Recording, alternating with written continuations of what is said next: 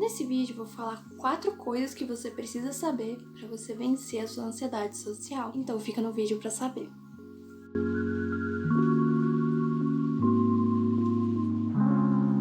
Oi pessoal, meu nome é Juliana e sejam bem-vindos ao canal que tem tudo sobre ansiedade social. Vamos lá, se o seu objetivo é vencer a ansiedade social, tem vários aspectos importantes que você precisa levar em consideração. Mas precisa ser claro que não existe uma fórmula mágica para que isso aconteça, né? Cada pessoa é de um jeito, então nós vamos adaptando esse processo para cada pessoa. Mas existem ferramentas que facilitam esse processo para a gente alcançar esse objetivo.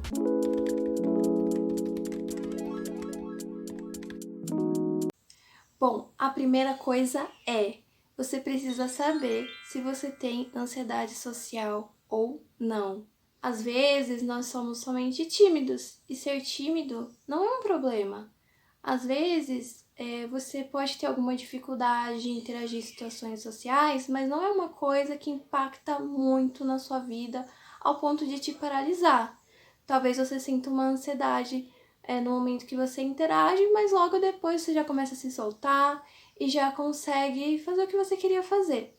Já pessoas que têm ansiedade social, elas tem realmente uma paralisia para fazer as coisas que ela gostaria de fazer, né? Às vezes coisas de carreira, às vezes só fazer amigos, a pessoa já tem dificuldade, impacta em diversas outras áreas da vida da pessoa. Então, realmente tem um impacto significativo na vida da pessoa. E também temos as pessoas que são introvertidas, que são pessoas que elas apenas não gostam, né? Gostam mais de ficar sozinhas do que de ficar interagindo muito socialmente, elas se desgastam muito mais rápido do que pessoas que são extrovertidas quando interagem socialmente, mas não necessariamente é porque ela tem dificuldade de interagir socialmente, não, é porque ela simplesmente não gosta, mas se ela precisa interagir, ela interage sem grandes problemas. Já pessoas que têm ansiedade social, elas têm uma dificuldade muito grande para isso. Então, se você tem diversas áreas da sua vida afetadas por conta da ansiedade que você sente ao interagir com outras pessoas, você precisa ter certeza. Então, eu recomendo você assistir o primeiro vídeo que eu fiz aqui no canal, que eu falo sobre os sintomas da ansiedade social. E se você se identificar com esses sintomas, é um sinal de alerta. Mas você precisa passar por um psiquiatra, por um psicólogo, que aí ele vai avaliar se você tem o transtorno ou não, vai fazer o diagnóstico.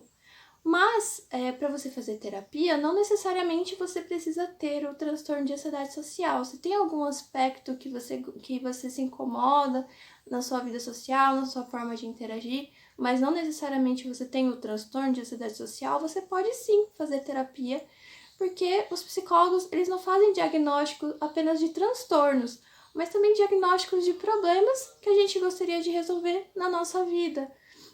E como a gente consegue aprender ferramentas para lidar melhor com elas, tudo bem? Bom, a segunda coisa que eu gostaria de dividir com vocês é sobre os sintomas fisiológicos. Precisamos trabalhar os sintomas fisiológicos. E o que são esses sintomas fisiológicos?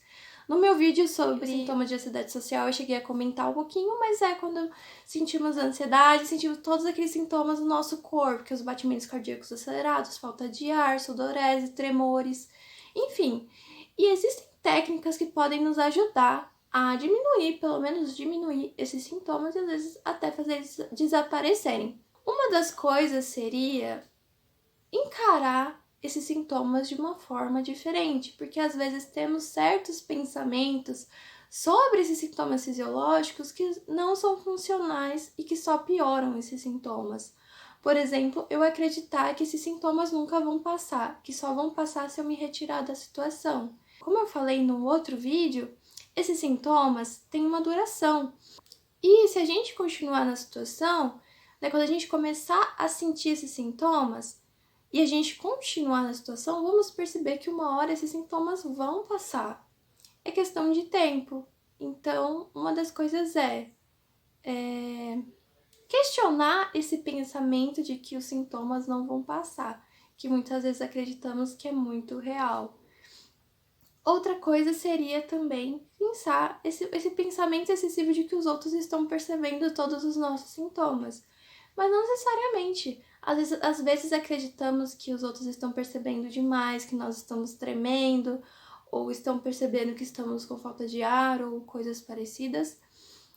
E não necessariamente as pessoas estão percebendo tanto quanto a gente acha que estão. E por a gente ter esses pensamentos que não ajudam, esses pensamentos que não ajudam só pioram os nossos sintomas. Então por isso que é bom a gente trabalhar o quanto está realista esses pensamentos, tá? Outras técnicas que nos ajudam também são as técnicas de relaxamento, que podem ajudar muito nesses sintomas fisiológicos, como o relaxamento muscular progressivo, a respiração diafragmática, que pode ser feita a qualquer momento, em qualquer situação. Temos também o acalme-se e temos também a prática de meditação mindfulness, que pode nos ajudar a relaxar, embora não seja o objetivo final dessa prática, mas ajuda também. Se vocês querem que eu faça um vídeo falando mais detalhes de cada uma dessas técnicas, deixa nos comentários, mas vocês podem também pesquisar aí no YouTube. Bom, a terceira coisa que eu gostaria de compartilhar com vocês é a importância da gente trabalhar os sintomas comportamentais. Pessoas com ansiedade social tendem a evitar muito as situações sociais, certo? É muito normal a gente querer evitar situações que nos causam ansiedade, que nos causam medo, que nos fazem mal, certo? Mas isso não está correto. Por quê? Porque se a gente faz isso, no caso aqui da ansiedade social, quanto mais a gente evita as situações sociais, quanto mais a gente evita essas situações que nos causam medo, vergonha, mais vamos sentir medo e vergonha e ansiedade dessas situações. Então, parece uma coisa muito contraintuitiva, mas é justamente isso. Precisamos enfrentar as situações que nos causam ansiedade, precisamos nos expor. Mas existe uma forma correta de fazer isso, né? Através da terapia, nós fazemos isso aos poucos, né? Utilizamos da técnica exposição gradual sistemática. Se você chegou a assistir as minhas lives do meu grupo de estudos sobre ansiedade social, você chegou a aprender uma lista que a gente faz de situações mais fáceis para situações mais difíceis para a gente, que causam ansiedade e também que nós tendemos a evitar.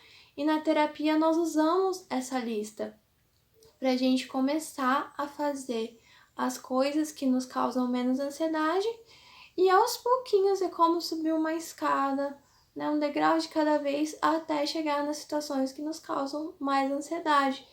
E isso é muito aos poucos e com muita prática, né, gente? Aos poucos a gente se expondo a situações que nos causam ansiedade e a gente ter uma dessensibilização aos poucos das situações de ansiedade, né?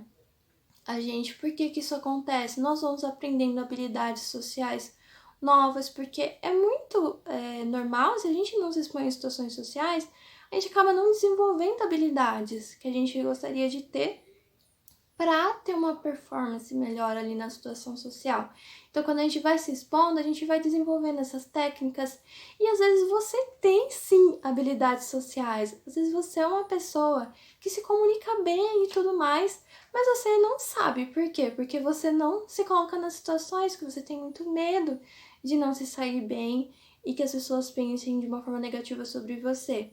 E através dessas exposições, a pessoa vai percebendo que ela tem sim habilidades, ela tem sim pontos positivos e você acaba descobrindo pontos que você pode melhorar e você vai praticando e evoluindo cada vez mais. Então, é mais ou menos assim. A quarta coisa é trabalhar os sintomas cognitivos, ou seja, as coisas que passam na nossa cabeça. Temos os pensamentos automáticos disfuncionais que surgem e que têm um grande impacto na maneira como a gente se sente e na maneira como a gente se comporta. E se a gente modifica esses pensamentos, se a gente aprende a questionar esses pensamentos ansiosos que fazem com que a gente sinta muita ansiedade, que muitas vezes podem estar distorcidos, a gente consegue modificar a forma como a gente se sente e a forma como a gente se comporta. Eu falei em detalhes sobre isso na live 6 do meu grupo de estudos que tá aqui no YouTube, tá? Eu vou deixar o link aqui na descrição para você olhar depois, tá? Lá eu falo as ferramentas que a gente utiliza, né? Alguns questionamentos e perguntinhas que a gente faz pra gente mesmo para questionar os nossos pensamentos, né? Às vezes a gente pensa, eu vou me sair muito mal, vai me dar branco, os outros vão me achar burra.